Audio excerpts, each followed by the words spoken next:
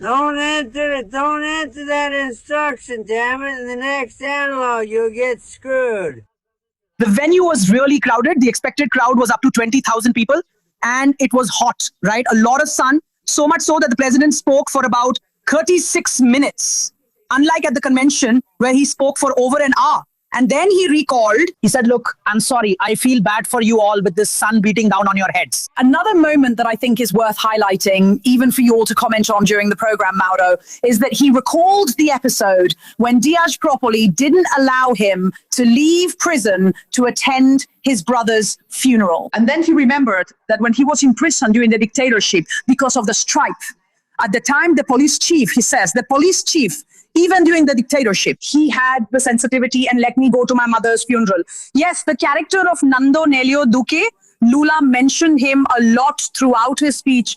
And then he said, without mentioning Minister Diaz properly, he said, yes, the minister I appointed to the Supreme Court didn't allow it in full democracy. Yes, showing there, emphasizing, right? The resentment he has, yes, toward the minister because of this case. We saw an image of the president taking off his hat, Mauro. He tells the audience, right? He remembered that he was undergoing radiotherapy.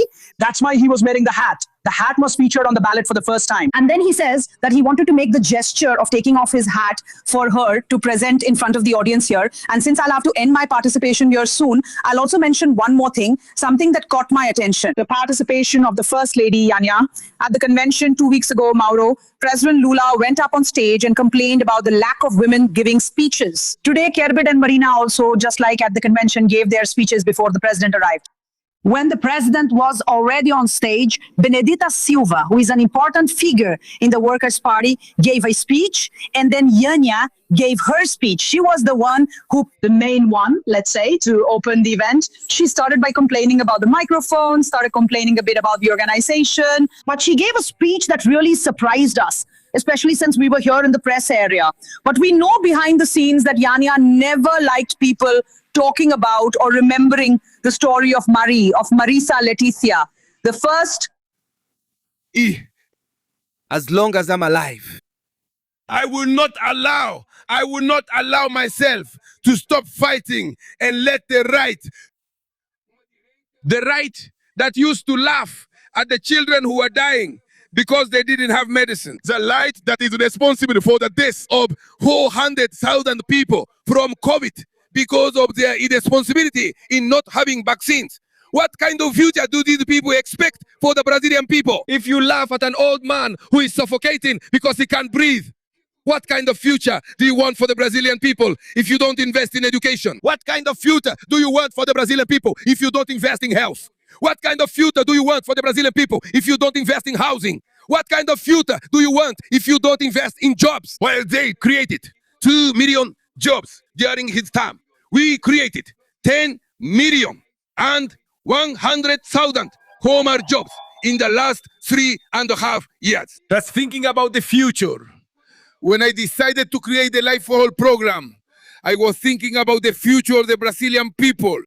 Because those who live by candlelight or oil lamp, like I did, know that the future is bringing electricity into people's homes. And people need to know, we brought 17 million people who are living as if it was the 17th century in darkness into the future. And we brought electric light to people's homes so children could learn, eat, and see their siblings' faces, see what they were chewing. When I decided to carry out the San Francisco River Diversion Project, I was thinking about the future of men who for 350 years died of thirst. They would leave for the south because they saw their chickens die, their goats die, their little cows die. And many people were forced to come here, just like I did, on a Pau de Arara truck, so they wouldn't die of hunger and thirst. Well then, how many of us? We needed to carry out the transposition. I was trying to fulfill the dream of Emperor Don Pedro II, who thought about doing the transposition in 1846 and wasn't allowed to do it. And I said, it's the man from Pernambuco, from Garamuz, who will do the work that the emperor couldn't do. He's the son of the Northeast, who knows what it's like to fetch water in a jug, who knows what it's like to fetch contaminated water with animal tests, with snails, with goat droppings, with cow droppings, with animal urine to take home. Thank you. That's a man from the Northeast who knows the value of bringing water to 12.5 million people. And God willing, Haddad, now, this year, I'm going to inaugurate. Actually, you know, the last drop of water that we will bring to the city of Fortaleza, so that the Northeast will never again cry after me and the people. This is thinking about the future. I keep thinking, these people who think about the future, let me tell you something. Brazil has a little over 300 colleges spread throughout the whole country. In 500 years, all told, they built 136 or 170. Dilma and I, in just 16 years, we built 200. In 16 years, we did more than they did in 500 years of universities in this country. That is thinking about the future. That is thinking about the future. Because the future means investing in education. The future means training our young people. And that's why I'm thinking a lot about getting ready. Because there will be more. Haddad won't be Minister of Education anymore. Because he's going to be the governor of Sao Paulo. So we're going to have the same Minister of Education from here. Don't worry. I'm not going to remove you. You're a good minister. I'm only speaking well of Haddad because Haddad was the best Minister of Education this country has ever had. So, comrades, in the 4th term, I want to put an end to some of this country's dilemmas. One of them is the education of our people. I want the girls and boys of this country to be well educated, well prepared, not just to work in the job market. I'll give you the number, Haddad, which you know. When we took office in 2003, write down this number.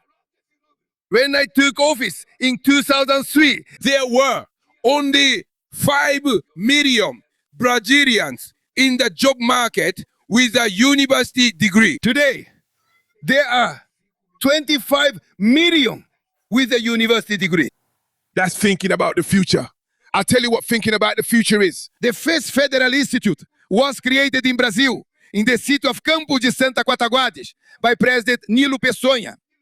In Rio de Janeiro, in 100 years, they made 140. Dilma and I made 606, and only 30, and we made 600. And we will finish the term with 800 institutes. To tell you that this is thinking about the future. I went here to the Federal University of São Bernardo, and I went there to see girls and boys, not as a metal worker, studying space engineering. And I asked, how much does it cost for a girl per year here at this university? The university president told me 20,000 reais.